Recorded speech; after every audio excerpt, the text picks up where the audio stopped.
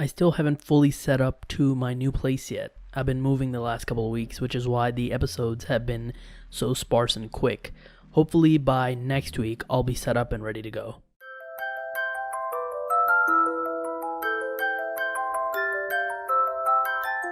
Yes, ladies and gentlemen, episode 65 of the Journey's anime titled Dragon Battle. Ash vs Iris just dropped, and in this episode, it's Champion Ash versus Champion Iris. I am so hyped. Let's go.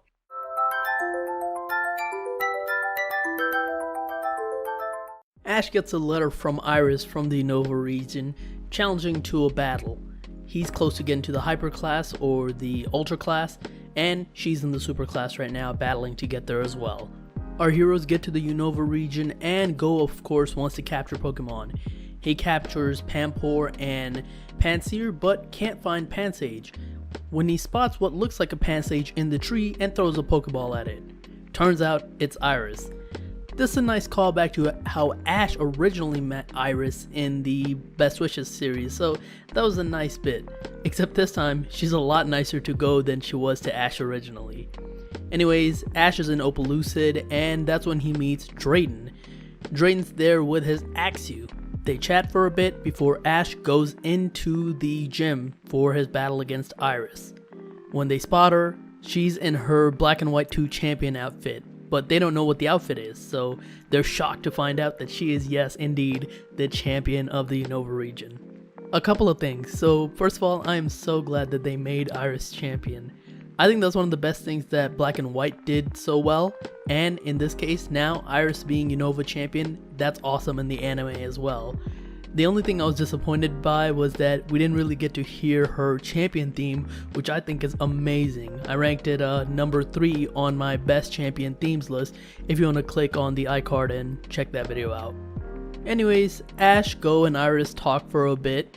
Well, really just Ash and Iris kind of bicker back and forth, calling back to their travel days when Iris would always say, "Ash, you're such a kid." Anyways, they are about to set up the battle when Ash throws out his Dragonite, and Dragonite is super happy to meet Iris, and in case you forgot, Iris can read the minds of dragon Pokemon, or she can talk to them. That's one of the things she learned as a Dragon Master in training, and it comes in handy in this episode as well. The match begins, and it's originally Dragonite versus Dragonite. Ash's Dragonite is intimidated because Iris' Dragonite looks crazy, and because of that, it gets the first couple of strikes in with Dragon Rush and Thunder Punch.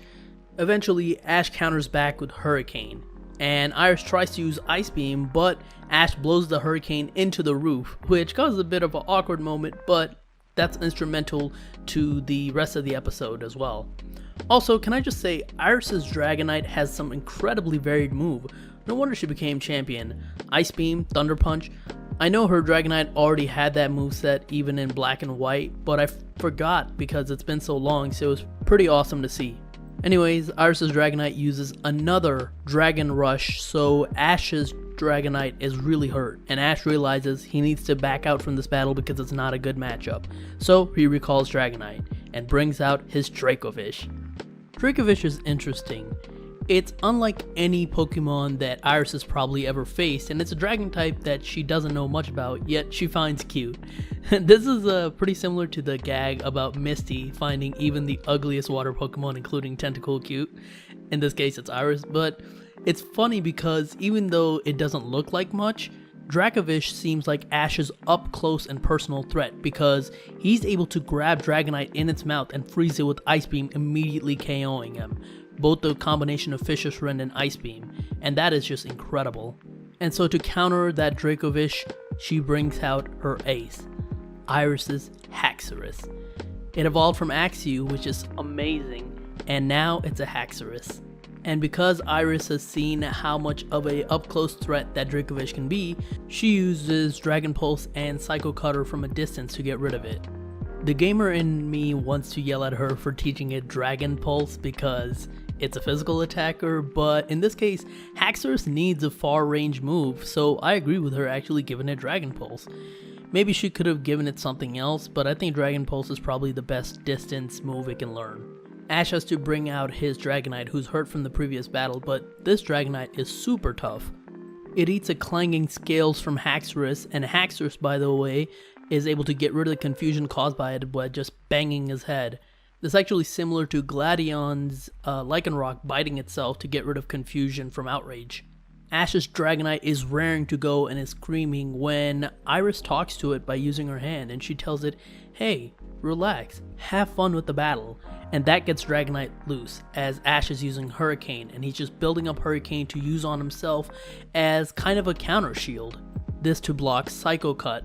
Then Ash's Dragonite keeps building up and building up and building up the Hurricane, and Iris has her Haxorus use Dragon Pulse, which ends up being a mistake because Ash's Dragonite continues to take it in the Hurricane, spin it and spin it and spin it, send it in the atmosphere, and turn that Hurricane into Draco Meteor. I replayed that thing like 3 or 4 times. I was so amazed when this moment happened. I'm so glad Ash's creativity is still a massive factor in his battle powers, because I was really worried that his team just being a bunch of powerhouses, he would lose that, but I'm glad he hasn't. And Draco Meteor is what takes out Haxorus in one hit. That was an incredible battle. Ash's rank jumps up to 99, and Iris and Ash promise to face each other in the future as they're both training to become stronger. This episode is fantastic. I don't know what else you can say. I know people are complaining that Ash shouldn't have won against Iris because she's champion, but Ash is also champion. I feel like people forget that, and Ash has always been better than Iris. He's beaten her in the past quite a few times, and if both of them have gotten stronger in the same rate, Ash is still better than her. I don't mind that at all. Like I said earlier, Iris being champion is amazing. Drayden also being a massive part of this episode really helped, and Go really didn't do much in this episode, but you know what? He didn't need to do anything. His job in this episode was just there to watch. I don't know who did the animations for this episode, but it looked fantastic, especially the hand movement. I don't know who always does those, but those always look great.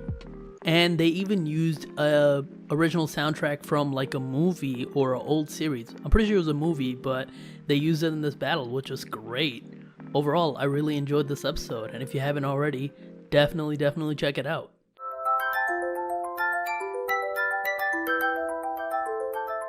The next episode is back to another filler episode, or maybe not, I don't know. Ghost Flabébé loses the pedal, so now they have to go back to Kalos and find it. I don't know what else could happen in this episode, but maybe there's going to be a surprise, who knows? I guess we'll just have to wait and find out. But anyways, that is it for my review of episode 65 of the Journeys anime. Thank you so much for watching. If you liked this video, like, share, subscribe in the comments, let me know what you thought of this episode. You can follow me on Twitter at TheRealPDGaming, and that's it. I'll talk to you guys later. Peace.